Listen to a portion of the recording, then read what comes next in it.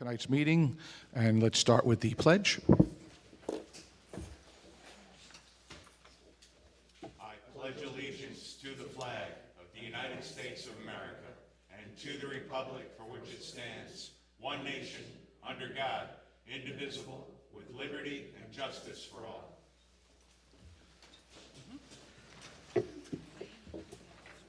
Okay. So just a couple of quick announcements, just a couple of reminders. First off, we'd like to remind you all that coming up, April 11th will be part 2 of the think tank for Riddle Park, which will be here Monday in the courtroom once again. Also, don't forget, Earth Day is on April 23rd. We're all getting together here, and we're going to clean up the town once and for all, and no one's ever going to throw garbage out again. Yeah. All correspondence, all official correspondence is on file at the town clerk's office. Tonight there is a public hearing proposed, local law A, entitled "A Local Law Changing the Residency Requirement for the Office of Deputy Clerk." Okay, so do I read this first, and then we go into open it to the public, or? No, you have to read the notice that of the public before- hearing. Huh? You should read the notice of public hearing. That's it. Oh, then you should read Right it. now, right? Okay. By the way, this is Mr. Raplansky, who's sitting to my left. He is part of our town attorney's team that we have. You may not have seen his face yet. This is his first time here with us.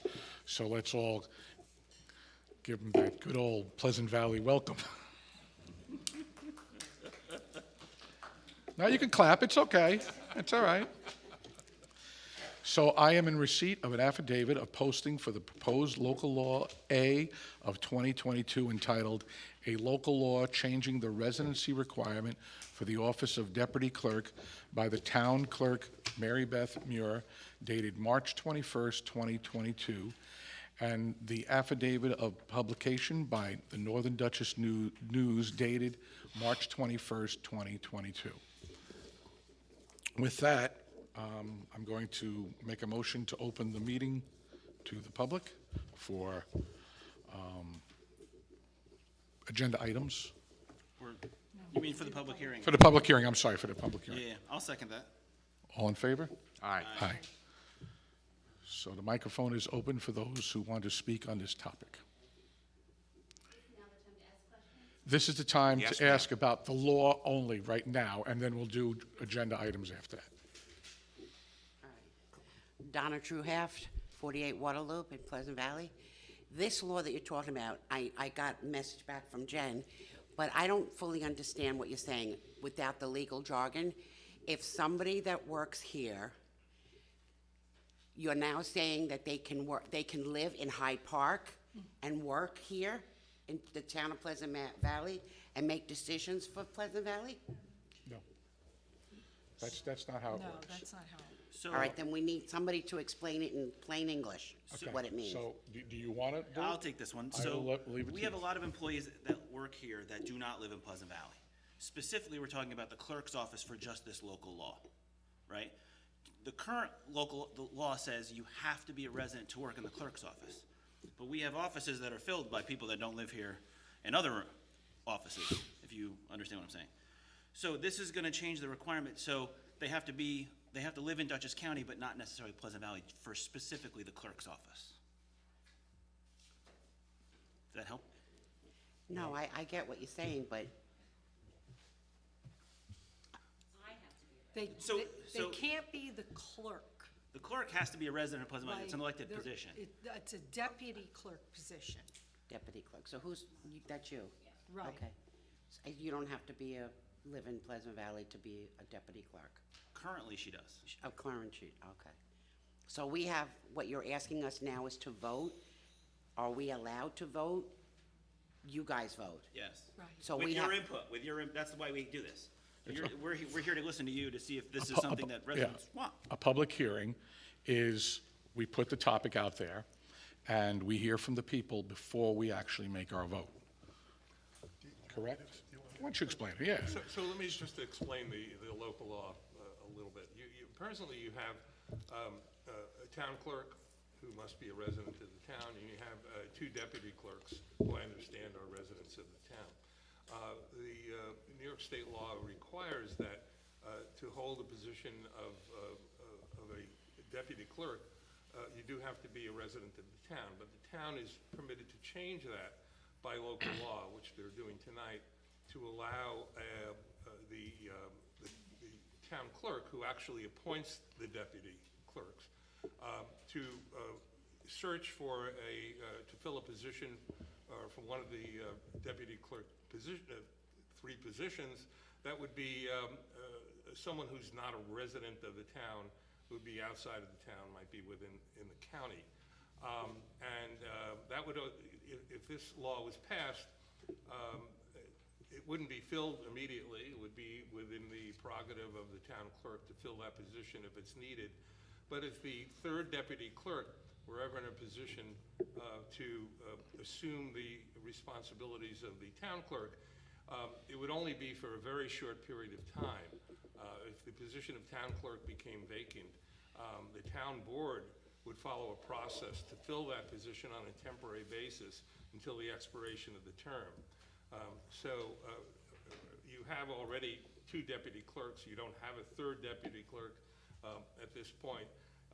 If the position is filled by somebody who is not a resident of the town, it is highly unlikely that third deputy clerk, who is not a resident of the town, would be performing any of the substantive functions of the town clerk. More than likely, the town board would take pretty immediate action to appoint somebody to fulfill the position of the town clerk until there can be election for the unexpired term of that clerk. So it's really a very limited possibility that you might have a deputy town clerk who would be fulfilling certain duties within the town clerk's office, but not assuming the duties of the town clerk. But if you wanted somebody from Pleasant Valley to become that second or third That's certainly possible. okay, all right, thank you.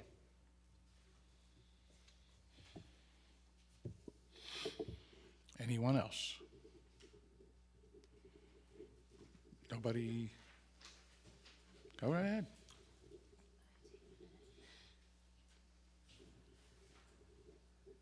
Cynthia Haluki, 950 Salt Point Turnpike. Why are we doing this? And do we need a third? Are we thinking about a third deputy town clerk? I'm going to defer that to our town clerk. I had actually brought this up 2 years ago, and Supervisor Szynski didn't want to take it on, but this board is willing to help me. Yes, it's just to open the opportunities for, it might not ever happen in my tenure, but future clerks to come. And that doesn't mean that I would never hire no one from Pleasant Valley. Right. I would hire people from Pleasant Valley, but it just broadens the application process and choices. So That's all it's doing. why do you want to do it right now? You brought it up Because to, I wanted to do it 2 years ago, and Supervisor Szynski didn't want to do it. Okay. He didn't want, not that he didn't want to do it, he just didn't want to take it on. He had other things he wanted to do. This board here is willing to help me. okay, Yeah, all right. they're willing to work with me. Is there money in the budget for a third, if you needed a third? Not as right now, but it's always a possibility for a third. Our office had never had 3, so, but I am able to hire 3 if I need it. Okay, but then what would that do to the budget? I don't know at that point, we'd have to work it out with the board. Okay, Yeah. all right, thank you.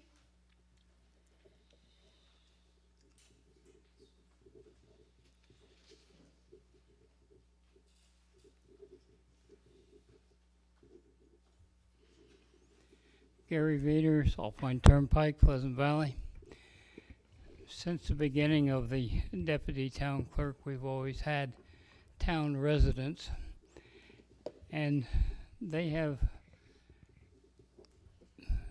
generally, most of them have succeeded the town clerk because they were residents of the town of Pleasant Valley.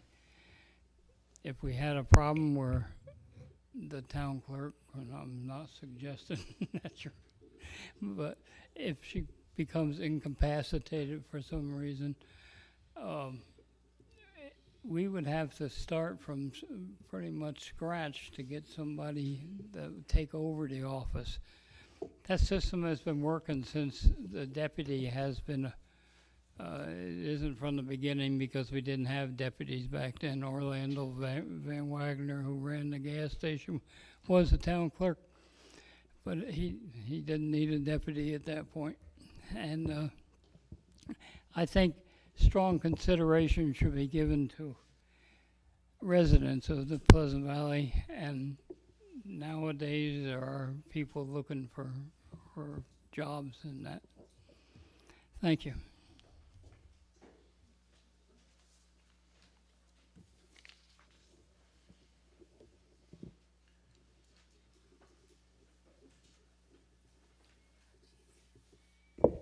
Kathy Kruger, Rawls Road, Pleasant Valley. What is, there's, all of a sudden, there's a need now for 3 deputy clerks? Then, That's not the indication here. No, I Okay. think that- That's not the reason. I think that we're reading into that we're trying to change this because of something. This was something that Mary Beth wanted to change and asked the board to change. Like she said, the former supervisor did not want to put this on his plate, so we're taking it on for her in the sense of, come the time that she would have to hire somebody, whenever that time would be, it may not necessarily need to be a Pleasant Valley resident. and, I mean, I'm all for think local first, so I guess I don't understand the reasoning. If it's worked so far for all these years, why we have to change it?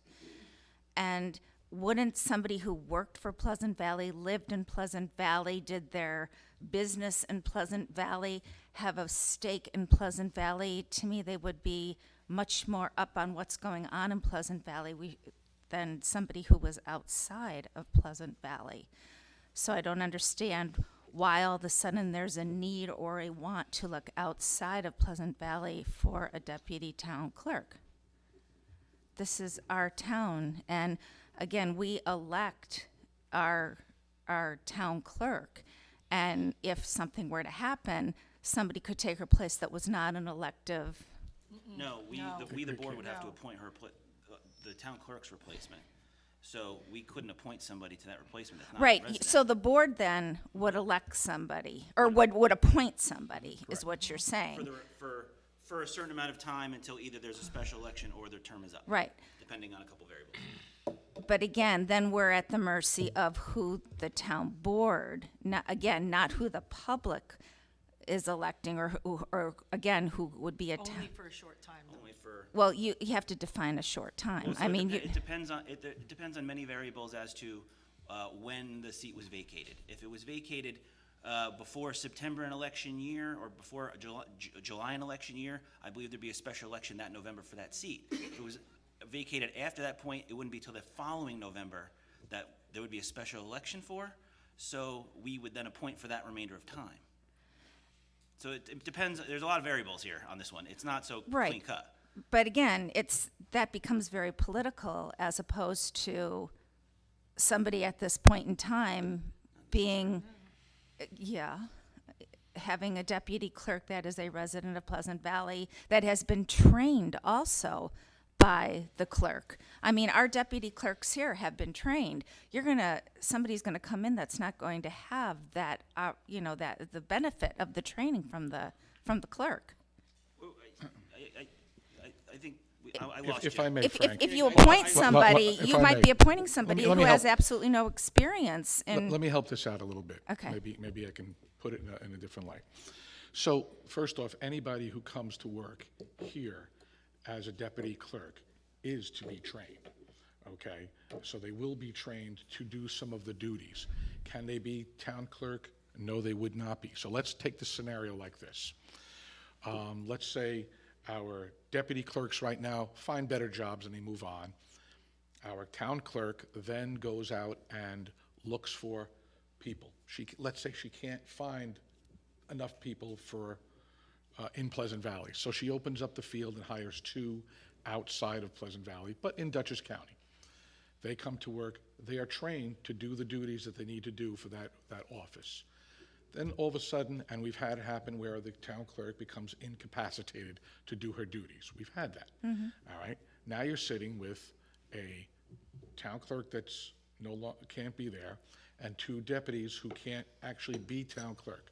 So the number one deputy would take care of the duties of the job without making any power, and take any power or making any moves, which he would do the day-to-day stuff that needs to be taken care of. The town board at that time would need to make a decision. Do we want to stay this way at that point in time without a town clerk in that acting position for the remainder? It could be 2 months, it could be 4 months. If it's longer than that, we may want to say, you know what? We need to appoint somebody or have a special election. So we can go that point, and then at the special election, it's just as political at that point as any other. You have an election, whoever wants to run for that post, they run for that post. It would not be those two deputy clerks. They would not be eligible to run. When the town clerk is looking for a deputy clerk, and who hires that? Is it the board? Is it her? Who's in charge of hiring? The town clerk picks out who they want, and then the town board decides on their salary. Decides on their salary, but that's different than deciding on the person. It's usually at the pleasure of the town clerk. For instance, I have the pleasure of a person I appoint, which is the bookkeeper. The clerk has the pleasure of hiring her deputy clerks. They serve at the pleasure of the clerk.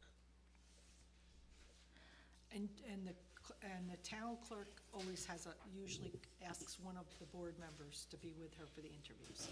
Yeah, well, interview process is you usually try to get a board member on. Of who's choosing? But there would not be a circumstance under which you would have a town clerk who's not a resident of the town. This only applies to Yeah. the deputy town clerk, and Right. only for a very, very short period of time.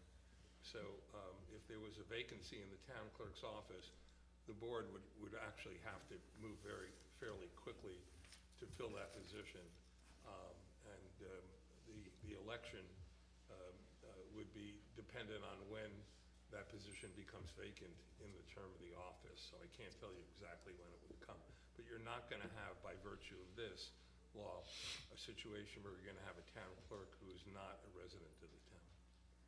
Again, I guess still I don't understand why it's worked for so many years, why we're even thinking about changing it now. So let me give you a little more insight. So during the hiring process of any position here at Town Hall, it has become more and more difficult to get people to come out for jobs, especially as little as we pay. So sometimes our pool is shortened up and is not as much. This gives the clerk a wider pool of talent to draw from. I think that's probably the best case scenario, correct? Okay. Yeah. Correct. That's the best answer I can give you. Oh, all right, but again, I think it should think local first, and I think there are just as many qualified, intelligent people in Pleasant Valley that could do the job than Hyde Park or Wappingers or LaGrange, so I don't really understand why we'd need somebody who doesn't have a vested interest in our town. Understood. Thank you. Anyone else? Coming back. All right, it's me again. What you said, this was brought up because the other board would not want this on the agenda? Is that what you were saying before? Yeah, the other But isn't this basically the same board? the other supervisor didn't want to take it on. So without the supervisor's approval, you can't put it on the ballot or whatever? It's out of respect, you go through the supervisor, and Supervisor sets the agenda. Okay. And he runs the meetings. So if a supervisor technically feels that something should not come about, he doesn't put it on agenda. Okay. My personal opinion, leave it in Pleasant Valley.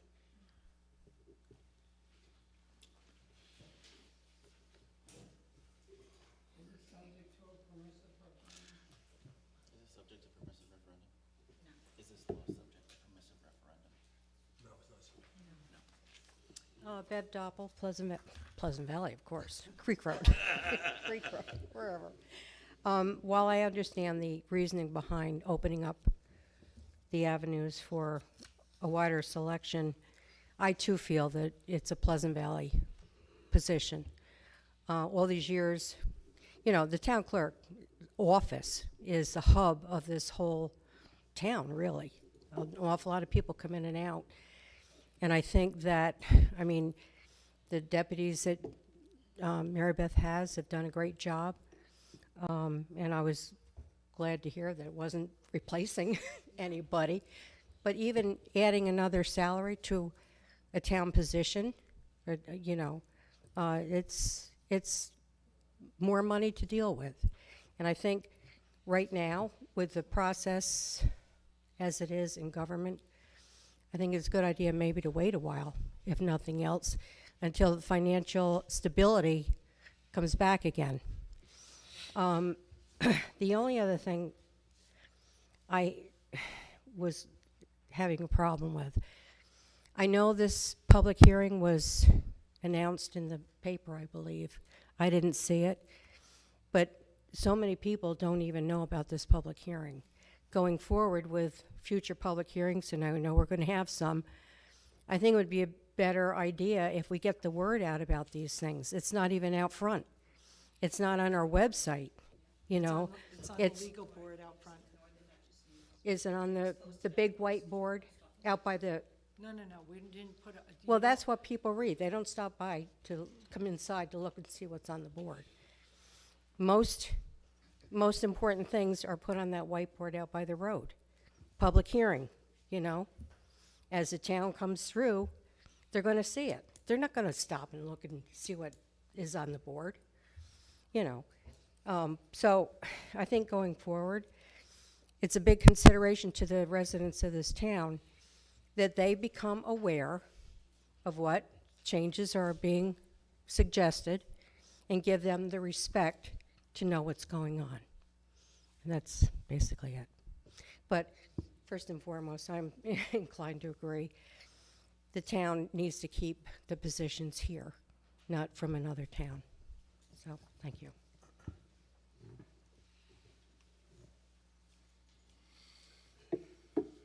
Anyone else? Going once. Going twice. All right, you're gonna be sick of me. I only found out about this meeting tonight because somebody told me, all right? Something needs to, first of all, do you change the day of the week for the town board meetings? Weren't they on Wednesdays? We did that a while ago, yes. And Okay. that announcement has been made many, many times. Where?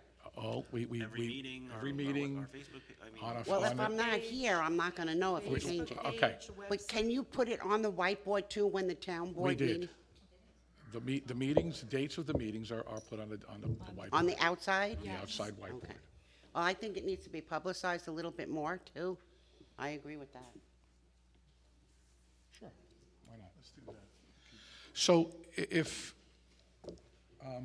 by recommendation from our town attorney, if you all agree, and we can put maybe move on from tonight and keep this on the public hearing until the next meeting as well, so you have plenty of time to tell your friends, relatives, whatever you need to tell, and we just keep it that way. I'm more than happy to do that. We do, I will say, I mean, I've been here in this position now a short period of time, and I will say that our clerks and our website does put the information out there. It goes out there. Now, sometimes it's not easy to find. I'm not a website guy, okay? It's difficult sometimes to navigate these things. I get frustrated myself looking for something, but they're there. The first thing that happens when we leave here, we say, all right, put that up on the website, get that there. It goes.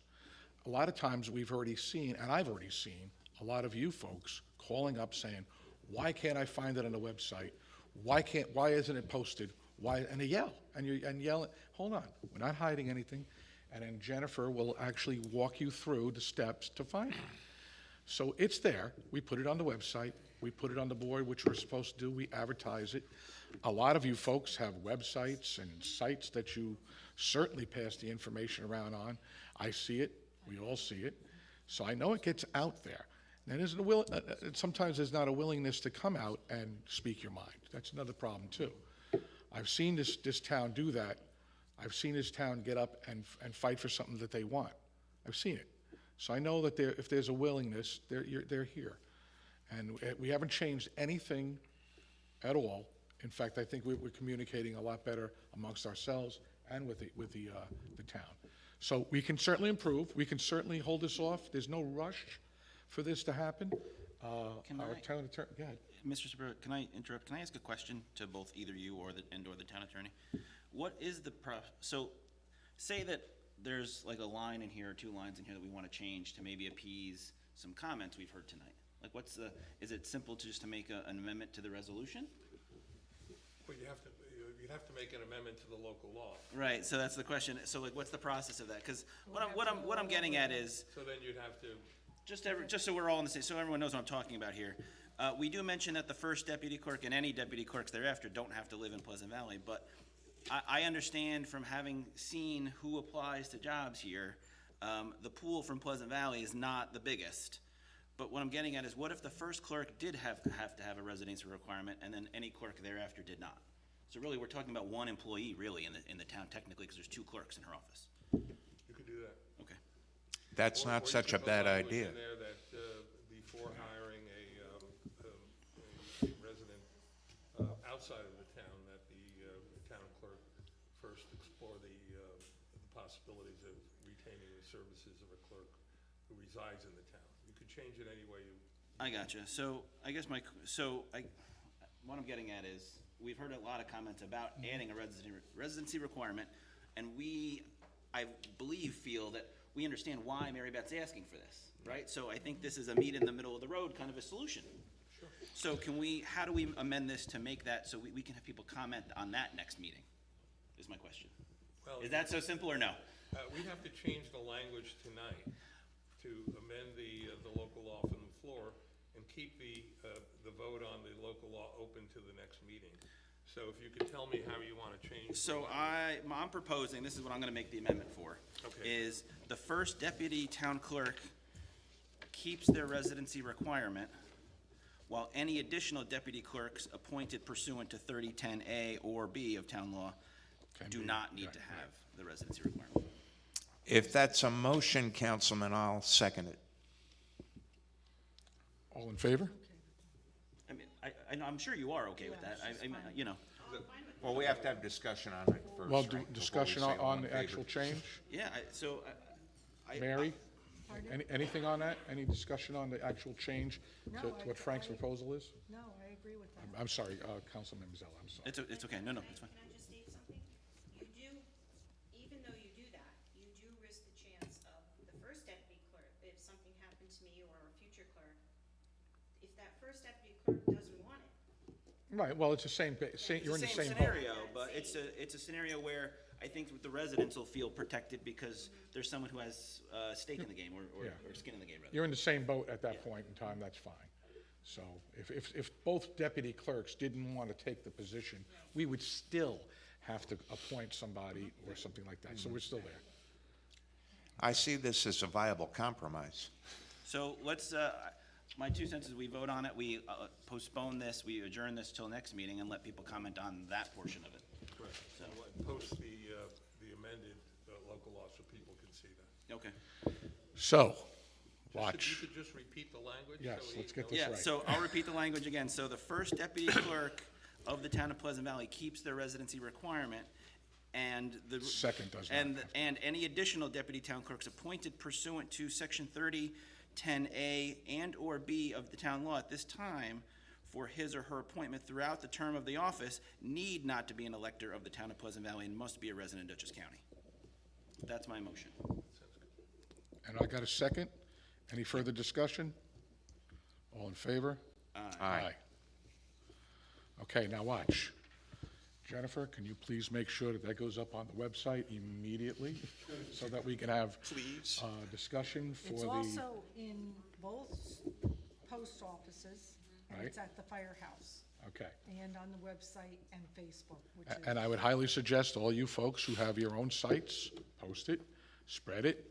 You have 2 weeks, okay? We have plenty of letters, yes, we do. hearing, yeah. Thank you. We do have letters.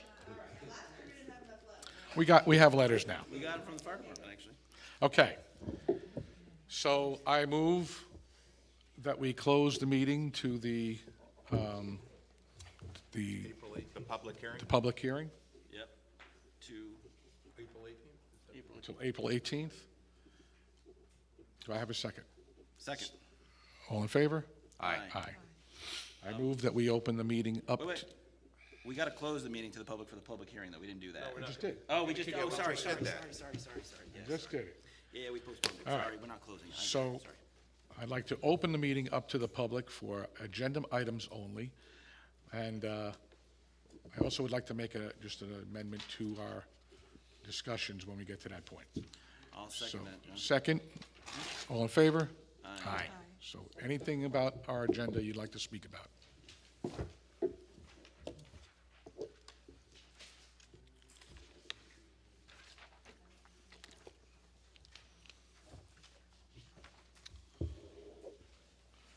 Hearing none? Hold Okay, on, hold there we on. go. Take your You gotta time. prod him a little bit. Not yet. Prod him a little bit.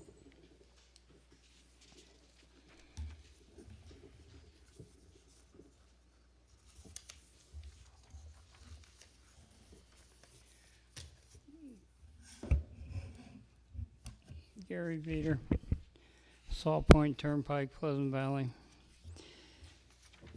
On the rules of the town board,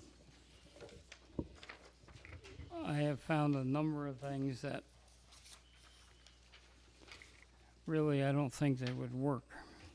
First one, I'll just highlight them, is upon written request of two town board members, the supervisor shall, within a certain amount of time, call a special meeting. I think that should be 3 town board members. I do believe that that's currently the state law, actually, is 2 town board members can write the supervisor and request it. We're just putting it into our rules to make Yeah. it more defined. Councilman Mazzella's right about that. That's the way it reads in the Association of Towns Town Law Manual. It's written request of 2 members. Okay. The second one, I don't think we have a problem with the town law, with the state law. The agendas shall be prepared jointly by the supervisor and the town clerk. The one thing that has always been, and I feel should continue, is the town clerk shouldn't be involved in the political end of the town board. That's just my opinion. And going along with that, and that's not knocking any job that you've done, it's just general, I don't care who the town clerk was, I wouldn't want it. The order of the agenda shall be set by the town clerk. That's taken away from the supervisor's job, and he's the one that hears the input and should make the agenda and the order. One I have a question for, it says notwithstanding the foregoing claims. I don't know what a claim is. Is that, I claim that the stream's not gonna run today. Is that a claim? Or is it a legal claim? Gary, where are you? Number 7. I got it. Yep. Notwithstanding the foregoing? Yeah. Is that what he's? Correct. Yeah, that just means that in spite of what has been said before, claims served on the town. That's what that little phrase, notwithstanding. A legal claim, Yeah, not a dumb claim by me. just kind of a legal term of art. Okay, We try to confuse the public. I get used to dumb claims. Number 8, following that one. In The biggest part, again, is the supervisor and the town clerk, so automatically remove the item. I still don't think the town clerk should be in decisions made by the town board, who was elected to make. So I think for the most part, when this was brought up, these rules, I think I mentioned most of that. I think we mostly agreed, though those little small caveats just didn't belong. And We, this is, we pretty much follow this anyway. That was about the only difference, and that's how, and this was also meant, I think, for us to, us to all receive a real copy and to mark up by next meeting for all of us. So these are good changes to hear. these are great changes, yep. I would recommend you take the word automatically out anyway, so, in that sense. I got you. So just say together, remove the item. Okay. That's, I don't think, now we're on the conduct of the meeting, putting the town clerk in the line of running the meeting. If that's what's been if that's been the policy, I've never seen it. And I don't agree with it. Wait, which one, which one? It'd be section one four, of the- section 401. Section Okay. 4, number 1. I would suggest that the quorum elect a chairman for that meeting. Oh, okay. Well, normally, if the supervisor isn't there, it would immediately fall to the deputy supervisor to run the That's what meeting. it says. Yeah. But now if you two don't make it, it falls to the town clerk. Right. Well, okay, Oh, I see. I do agree Yeah. there that if you still have a quorum, it should be decided by the quorum Yes. who will preside over the Oh, meeting. I see what you mean. Yeah, I Right, get you. right. Okay. So, as I understand it, I believe Michael Reifenberg, who proposed a lot of this came from Wappingers, and that's how they do some of the stuff that they do there, correct? Right? Is that correct? So, and I believe his father-in-law, is the town clerk? Yeah. So, it's a good possibility. That works for them, but not for us. That don't make it right. Right, right. Well, that's why it was put out Yeah. there first, so people could pick it apart. Town clerk. The order of business, this is section 5. You have an order there. Public hearing should come first. You got it down on, well, it's I don't know what number I is. Yeah, should be first, And you're right. number 2 under that section 5, I don't think the adoption of the agenda is necessary. It's a supervisor's job to get it done.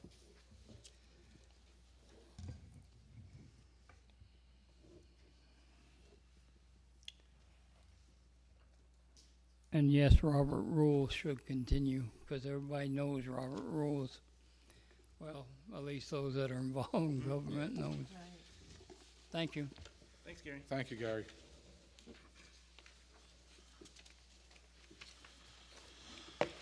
Anyone else on agenda items? Going once. Going twice. Sold. I move that we close the meeting to the Second. public. Second? All in favor? Aye. I would like to just change the order of our discussions tonight, if we can, because we do have a gentleman here to help us with a little bit of discussion. So number 3 of old business discussions, the MOU Climate Smart discussion. I'd like to move that to number 1, if that's okay with everyone. Sure. I'm good. All right. I'd like to bring to the microphone Mr. Brad Barkley from Dutchess County.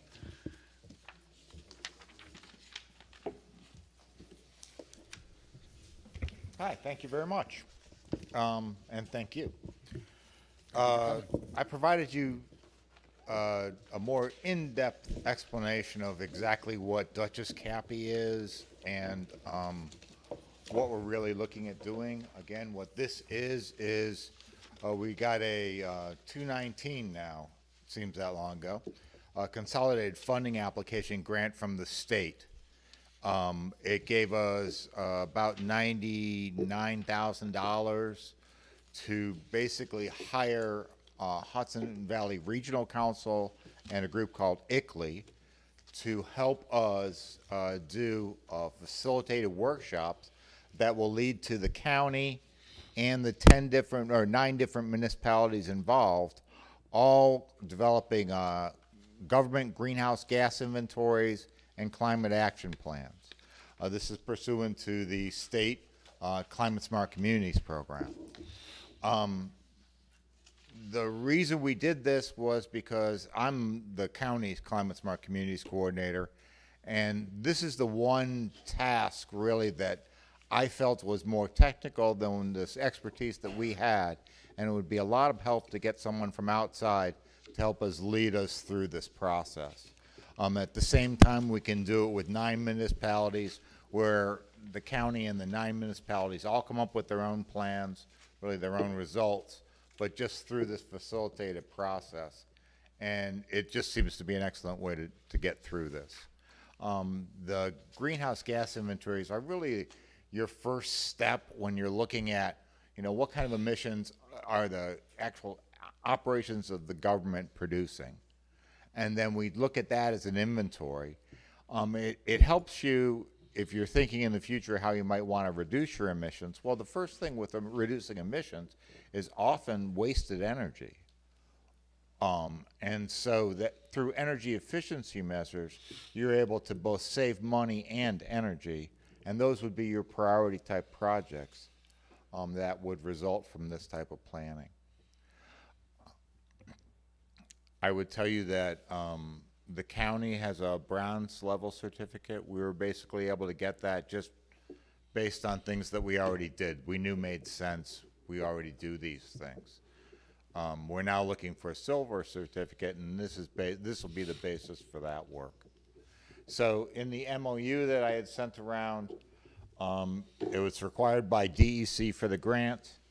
The only thing that Pleasant Valley is really committing to is that some of your volunteers will help us in this process, developing a plan for Pleasant Valley, and that their work will be considered an in-kind match that will help get us through this process and help develop a plan for your town. If you have any questions, I'd be more than happy to answer them. If you really want me to go through the entire little slide presentation, I can, but I can't imagine you do. You have plenty of other work tonight. I don't think you have to go through the whole thing. Just a couple of key points, some of the things we talked about when I first met you and spoke. So just to give the people an idea of some of the things, and correct me if I'm wrong. I can leave I have extra copies of these too. That'd be great. That'd be great. So, for instance, one of the things that we're going to agree to do is for these lights, let's say all the bulbs and these fluorescent lights went out and we had to replace them. We would replace them with our first consideration would be like LED lights. That would make this more efficient. All right. If LED lights are not the most feasible thing for us to do, we would move to the next feasible thing. We have a new building we're moving into, so we're going to look into possibly solar panels for the electricity. If that's not something we can do, then we move to the next possible least offensive form of energy use for the building. So it's a good thing to keep in mind and keep moving in partnership with. So and hopefully by using this type of thought out process, you're not only reducing the emissions, but you're saving yourself energy and you're saving yourself money because believe me, you pay for any energy you get.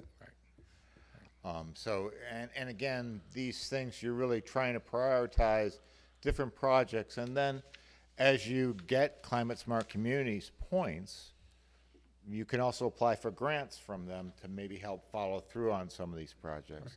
The only other thing I'd really like to mention is, we have the Climate Act that was passed by state legislature a few years ago.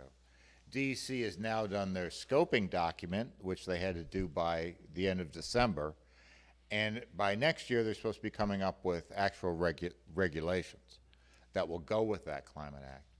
From what we've always seen from the state when they're rolling out a new program, those communities who show that they have an interest, show that they're trying to come along the path that the state wants you to go down, they're the ones who get help up front and also get less of the stick, because the stick is out there.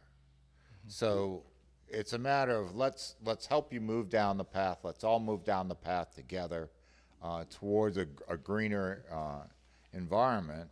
But let's do it in a way that makes sense for us, saves us money and energy. Just so you know, we put a policy, I don't know if we get any points for this, but we've been shutting our lights during the day here at Town Hall. I go around like a father, shutting off these lights, bathroom lights, all day long, so.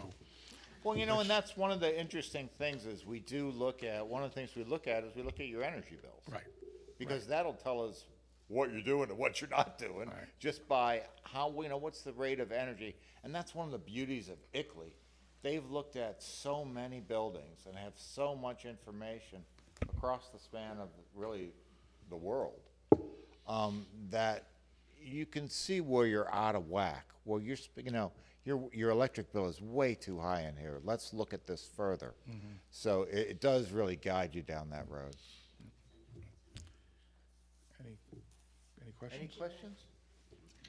I actually was curious because Supervisor Del Vecchio mentioned the fluorescent lights, and I was actually wondering, the tube lights that we're using everywhere, is there an LED replacement for them, like right now, that doesn't cost a fortune, where it would actually fit existing fixtures? Just curious. The short answer is yes. The longer answer is talk to Central Hudson, because Central Hudson does have a good lighting program, lighting retrofit program, where they will help you pay for a lot of the retrofits that you want to do in public buildings. They'll pay up to 75% of the cost. So they're a really good retrofit. Lighting is one of those low-hanging fruits that you could save a lot of money and you can get help doing it. And I mean, I found out just in my own home, going from incandescent to CFL, okay, the CFL, yeah, they used a quarter of the wattage of an incandescent, but then going to an LED, they use about a third of the wattage of a CFL. So, well, also talk to your buildings people, because the LEDs you're going to change once every 15 years. mm-hmm.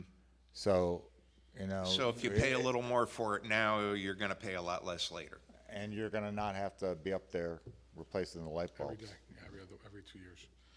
And there are easier steps, like, for instance, you pull out one of the bulbs first in each of the fixtures. That's the simplest. You just don't replace all the bulbs if you have more light than you need. But then down the road, you do think of, and the other thing that this does is it allows you to plan. So, you got a boiler that's only 5 years old. You're not going to replace that right now. But if you know you're going to replace something down the road, you can start looking at what makes sense. That would be more energy efficient, that's going to get us a better bang for a buck, and is not going to cause the contamination we might see. All right? Thank you. Thank you very much. Okay. So going back to our discussions, so rules of the town board, we kind of discussed a little bit. Does anyone else have any changes or anything? Well, so, I mean, there's a bunch that I would, so, should we just come with our marked up versions? I think, Or should we start emailing them around? Would that be well, I easier? think what we did, Jen, correct me if I'm wrong, we've got the PDF on this change so that we can make adjustments. Yes, I had it converted. We had it converted so that we can actually make changes online. So if you guys want, if there's something you see, Yeah, I'll email you some changes. let's make sure we see the cross out. This way we don't have any problems knowing what was there. And then add what we think should be there, and we can get that. And then we can put this baby to bed. Just email it to me, the paragraph, and I can edit it. Okay. You got that? All right, Folks, let's stay focused. Thank you. All right, so the rules of the board, we're going to be adjusting that as we go. And hopefully by next meeting, we can put that baby to bed. Kirchhoff rezoning application in Holdings. So we're going to, there's more information for that to come. It's not here tonight, so we're not going to discuss that until we get all the information that we need. There's nothing, why it's in holding is because we weren't sure if they were going to get the information to us tonight, so we didn't want to kick them off the agenda, but apparently it didn't make it to prime time. This brings us to the Repair Cafe and Earth Day, which I've already mentioned. On April 23rd, we're going to have Earth Day, and also the Repair Cafe. Would you like to mention what the Repair Cafe is again?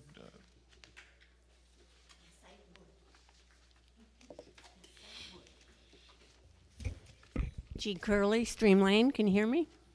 I know you can. I did want to, there is one addition to, I don't have all the information, Mary, you didn't answer that email either. Yeah, I'm so sorry. We have one addition to the, what am I talking about, Earth Day? Thank you very much. Sorry. We have a great cleanup today that we did on our walk. And we have native pollinator plants, composting, a DIY rain barrel demo, plastic alternatives display, solar, farm to table, and DIY kids crafts. Troop 55 will be there collecting bottles and cans. And the newest one is the Habitat for Humanity. They are going to have a truck here to collect furniture only. They've built all these new, not all these new, but they've built a lot of new homes, and people need furniture. They don't want anything else. They don't want any sheets, anything from your house, just furniture. So they'll be here to collect it. You got to get it down here. They will be here from probably 9 to They 2. didn't put it on here. Pardon? They didn't put it on. Well, They're only advertising that they're doing it now, but they're not, they didn't put out the regular flyer yet. But they will take kitchen stuff, you mean pots and pans pots and pans, all of that stuff. They'll take kitchen stuff. They just don't take anything. no with sheets and sheets, clothing, no blankets, junk. Pillows, and nothing. Yeah, yeah, nothing like none of that Just that you can furniture give and to the. otherwise. And Mike Davis is heading it up for us here. Yeah. He's doing it, he's Yeah. on the board, and he's doing it here. He's gonna have a big rack truck outside to put this stuff on. The registration for the cleanup starts at 8:30, and our Climate Smart celebration with all this other stuff starts at 9, and we'll be here till 2. So I'm sure that they'll be here at least until the truck is full. And if there's furniture sitting in the parking lot, maybe they'll go get another truck. I don't know, but. Well, I told him what time ours was, so he's Okay. probably gonna just try to work around our times, is the way he sounded. Okay, so that's all that I have for Earth Day. I am having another, we had a really, really good response to the Repair Cafe meeting that we had, and we are having another one Wednesday, May 18th, here from 6:30 to 8:30. And we're still looking for volunteers to come and help with repairs, but we also just want to get the word out about the Repair Cafe. It Jean? is officially, yes. The May 18th meeting, is that another repair cafe, or is that It's another not, training? these It's are, just it's like these one are of the meetings. I Okay. want the committees to get to know each other. You know, there's a lot of people that are doing a lot of different things, and they need to be able to work together, and I don't want them all to have to bring tools. I am having a tool shed here. There's one that is, You had a nice turnout last time. yes.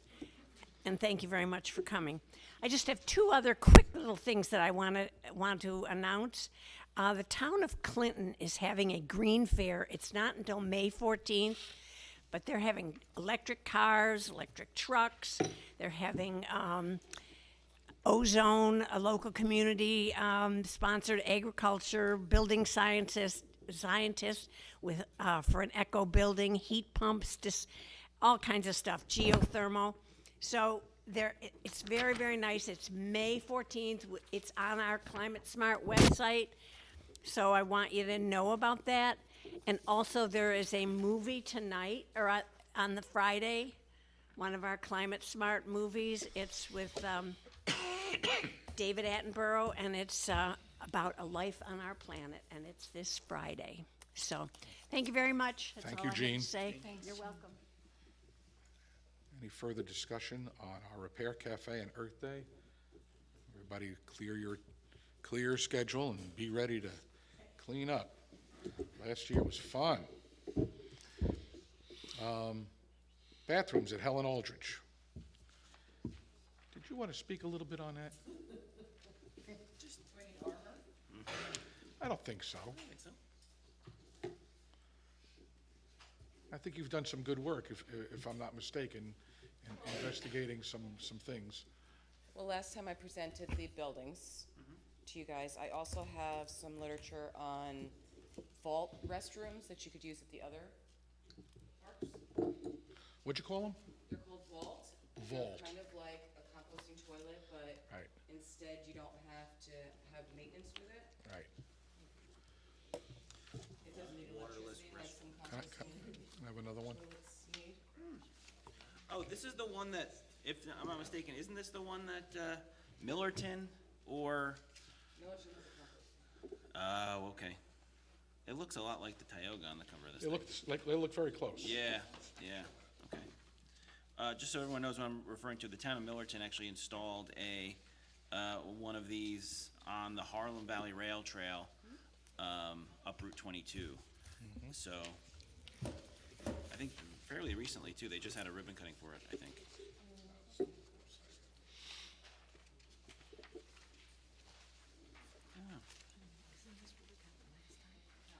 I would say that a ribbon cutting wouldn't be appropriate. I think more like a toilet paper cutting. Yeah, toilet paper cutting would be the way to I go. would think Yeah, I agree. some tissue paper would be more appropriate, no? Yeah, you're right. So they seem a little bit affordable, more affordable if you Right. check them out. You can get them in single gender or two gender.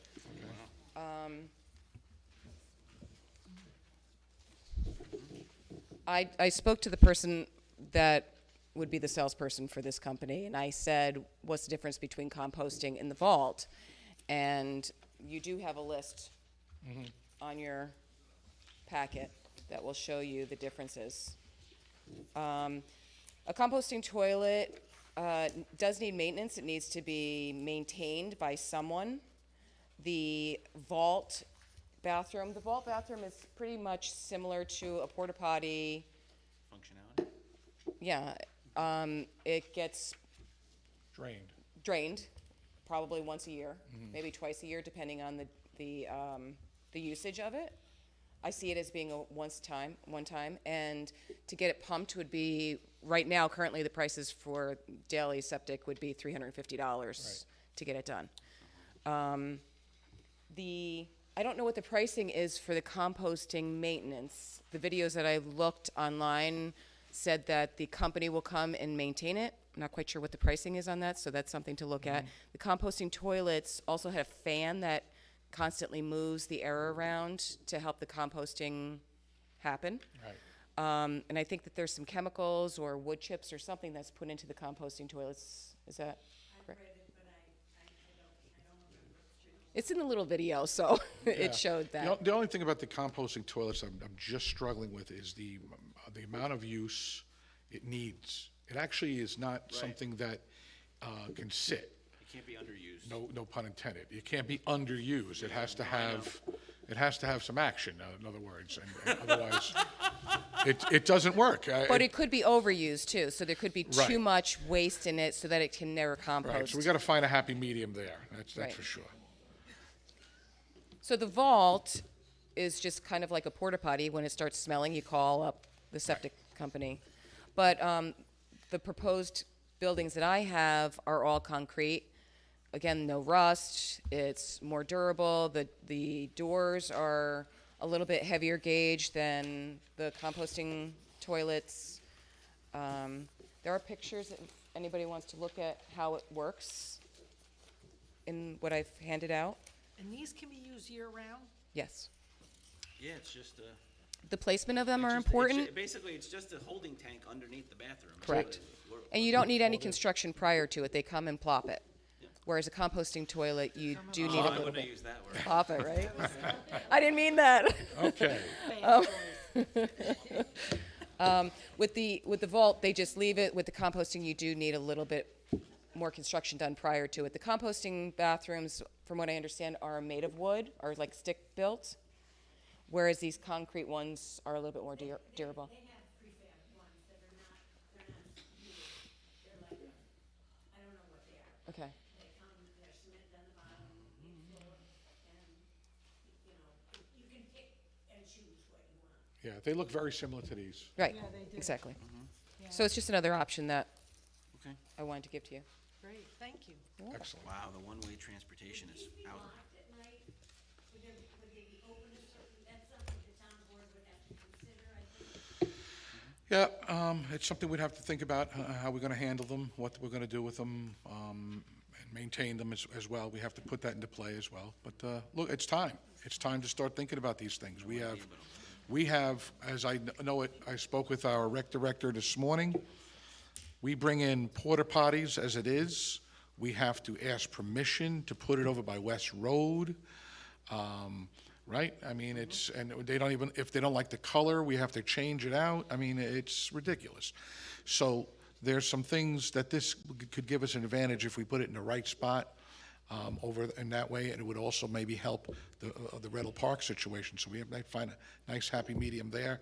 Bower Park has nothing, okay? Field two? Huh? Field two. Field two. So that these are options that we can take, that we can actually bring all of our fields up to snuff in one swoop, which what we could have done, you know. They do offer a little bit of a discount if you order them all at the same time. It's like, we can all, if we all get one, we can probably get these for nothing. Okay, thank you. All right. So, old business resolutions. Can I Oh. interject? I wasn't quick enough. I wanted to piggyback onto some of what Brad Barkley in Dutchess County said, if I may, about. Please, ma'am, go right ahead. Okay, thank you very much. Whoa, I'm a little nervous. I haven't done anything like this in quite a while. First, start off with your name and who you are. All right, my name is Pamela Lovinger, live on Clinton Avenue in Salt Point. And I have been associated with Dutchess Cappy going back to March of 2020. And part of what we're moving towards is approving the MOU. And for those of you who don't know, an MOU is a memorandum of understanding. It's a rather lengthy document. I think you will agree. Right. And one part of that has to do with the participant team. Pleasant Valley is a CAPI participant, and there are 10 of us. There's the county and 9 municipalities. And as a CAPI participant, one of our obligations in the MOU is selection of a participant team.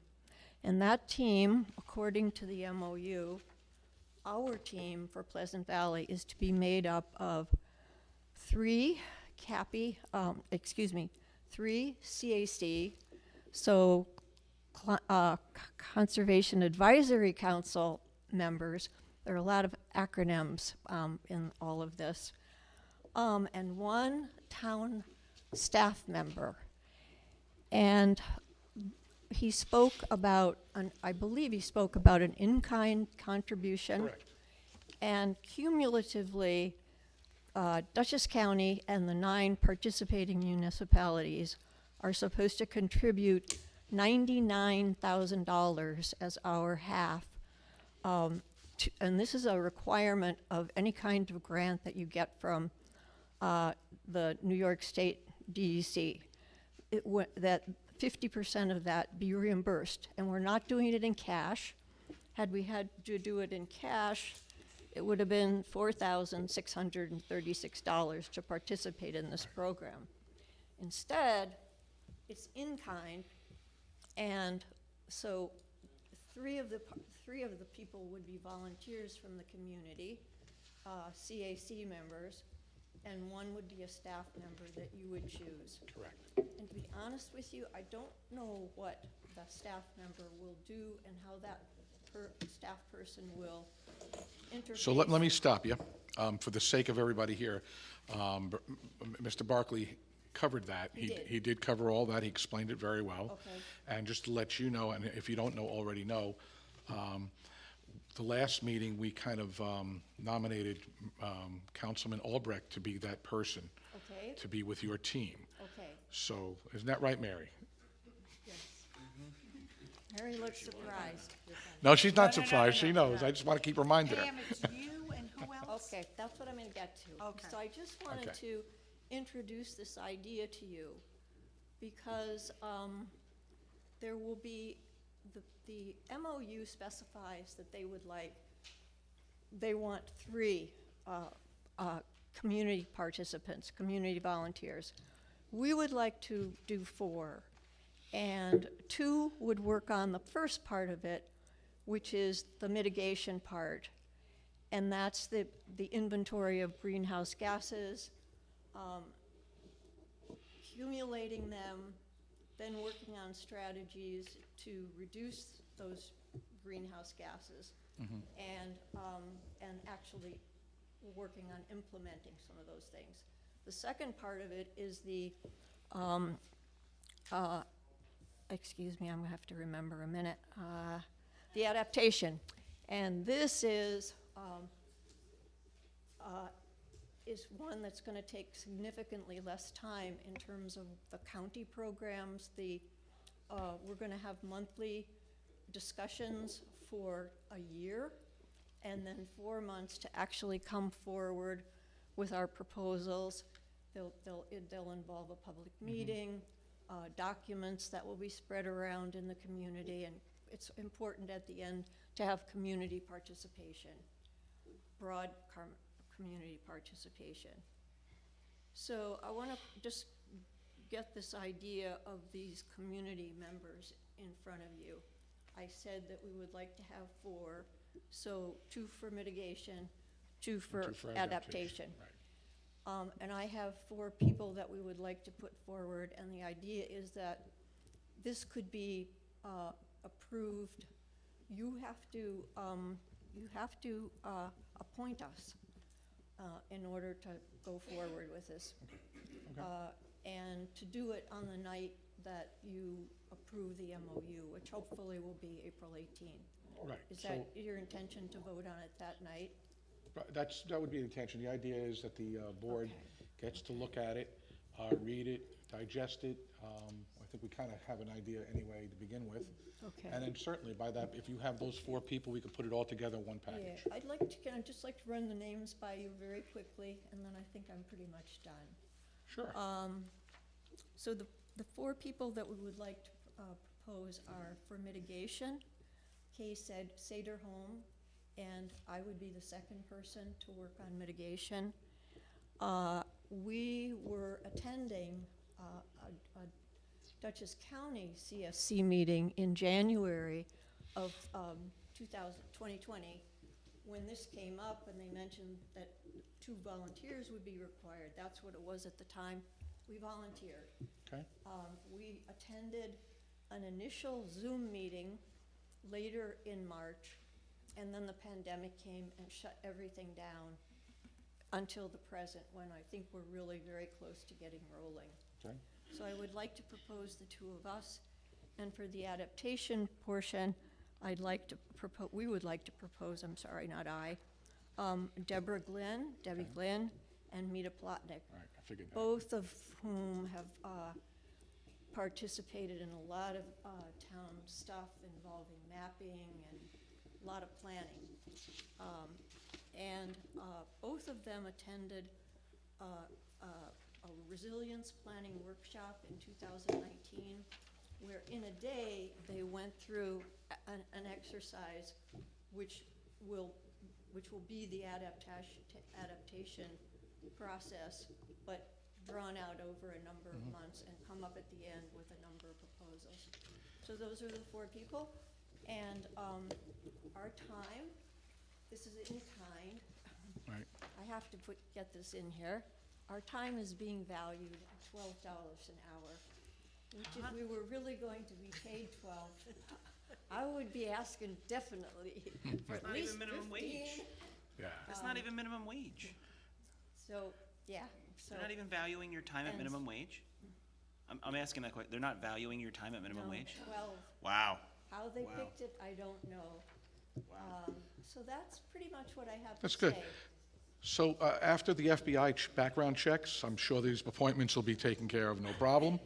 And I wouldn't worry about it. I think I'll it'll be fine. get the request to you so we can see how to piggyback it on. the So night- here's what I would suggest. Okay, All 4 put in a letter of intent, letter of intent. for their Okay. position to make it official, so that the Okay. board can actually officially appoint them. Okay, Okay? all right. Thank you. Okay, thank you. Thank you, Pam. Thanks for letting me interrupt. Okay.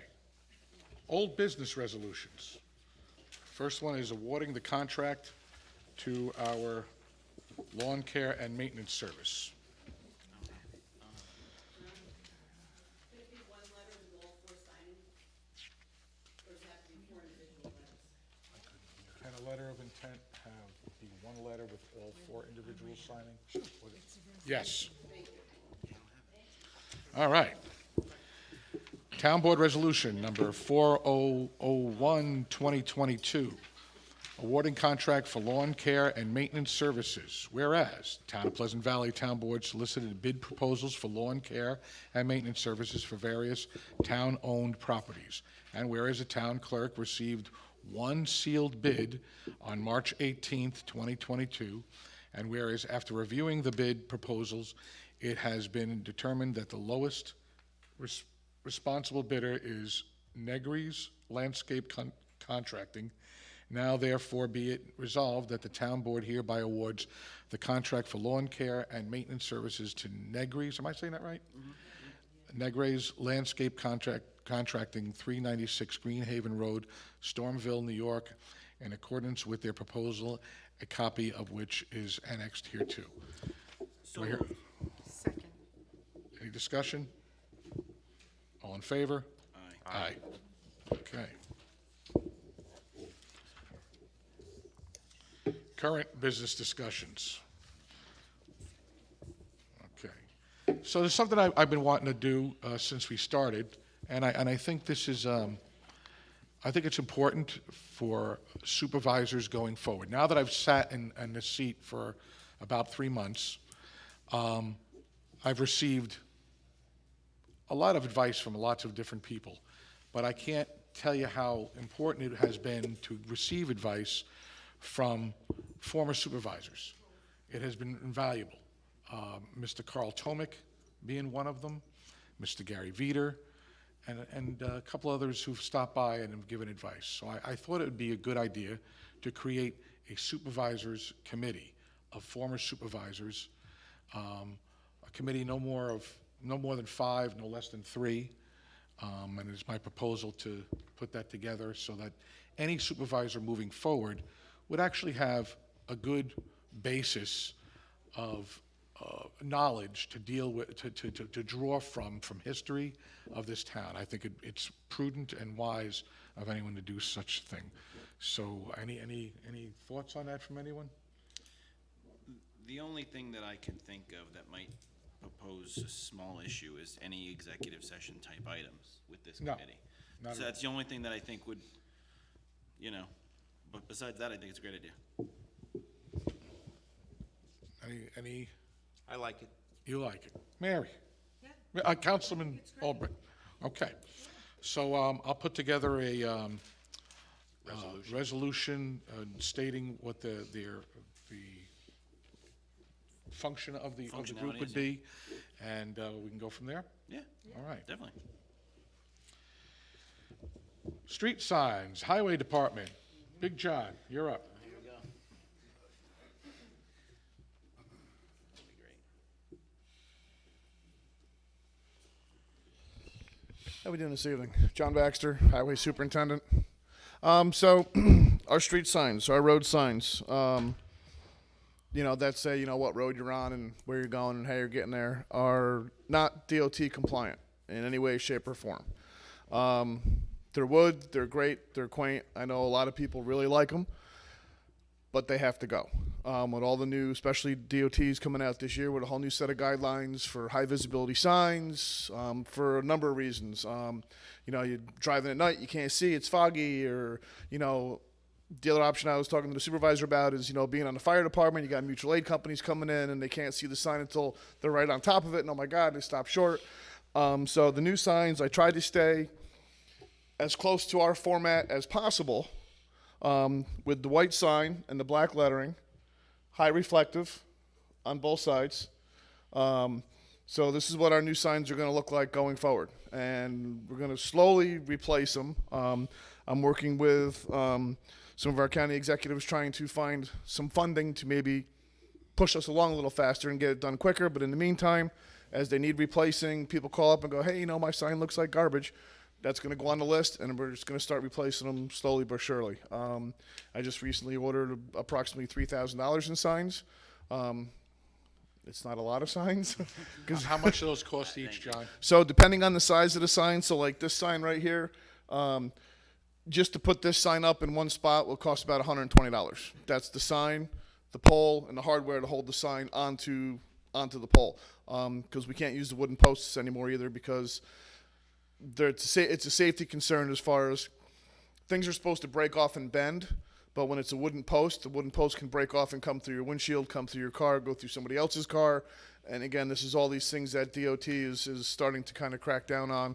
And this is like we're trying to head this off in the past before, God forbid there's an issue. So when you start seeing these signs pop up, that's why. So this is going to be a triage. This is going to be, as of right now, an as-need basis. Like I said, if moving along, somebody comes up and says, hey, we have X number of dollars for you, you can go do, 25 roads, then we will. But in the meantime, it's, as the signs are in disrepair or get stolen, or, or run over or whatever, weather beaten or whatever, we will replace them going forward with this kind of sign.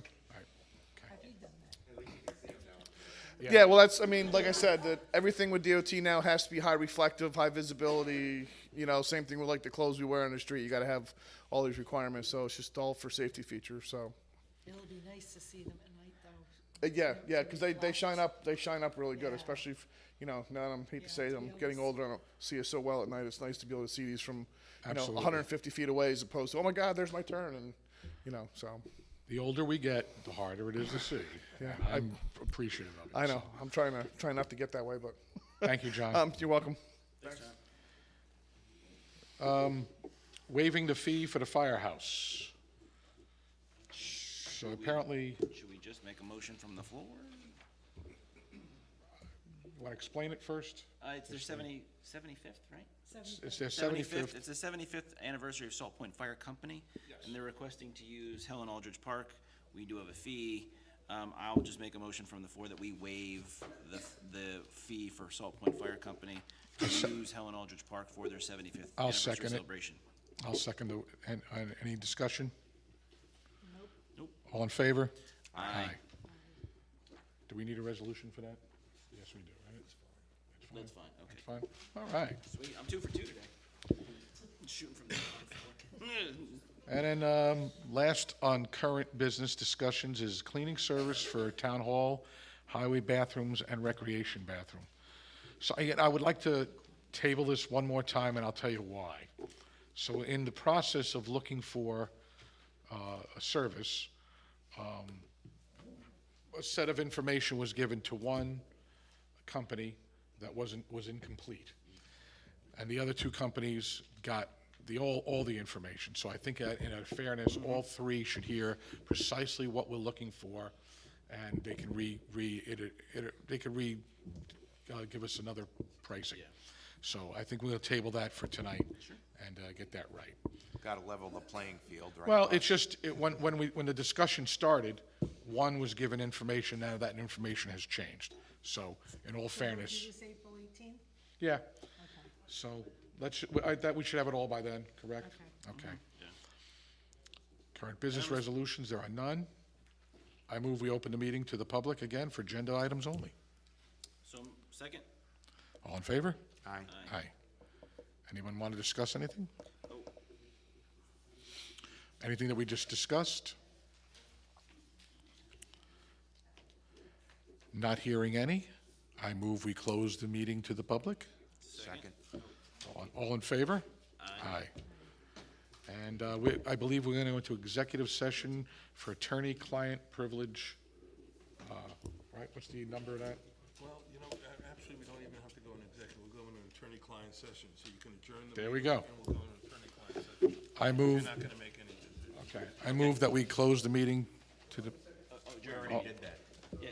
We need a motion to adjourn. motion. Questions, did you ever open a meeting up for new business?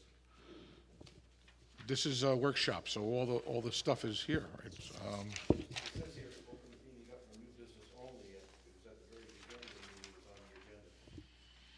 when we open the meeting up in the beginning, it's for anything old, new, anything you want to speak to. That, Oh, yeah, okay. we did that. Yeah, it's all of this is the agenda. So you could speak on anything. We had this discussion last week. So, well, no, this is only for this right here. In a regular meeting, it would be new business at the end. No, I'm just looking at the agenda, it says open up for new business.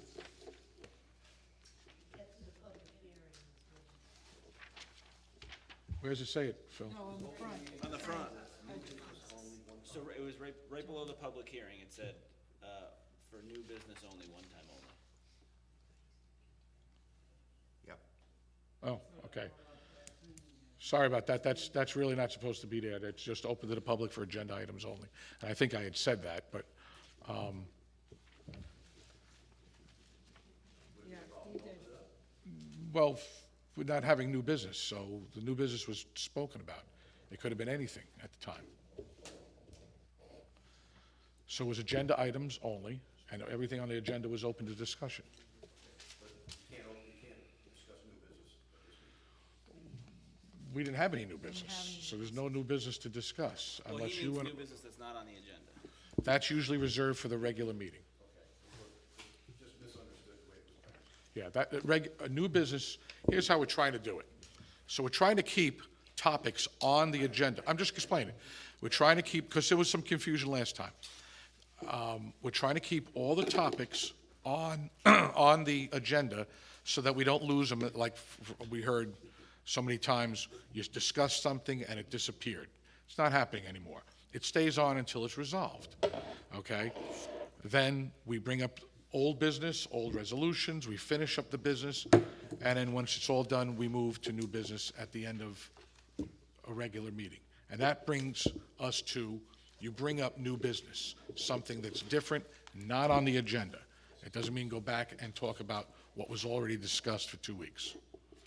So that's pretty much it. So I move, once again, to adjourn the meeting. Second? All in favor? Aye. Aye. Go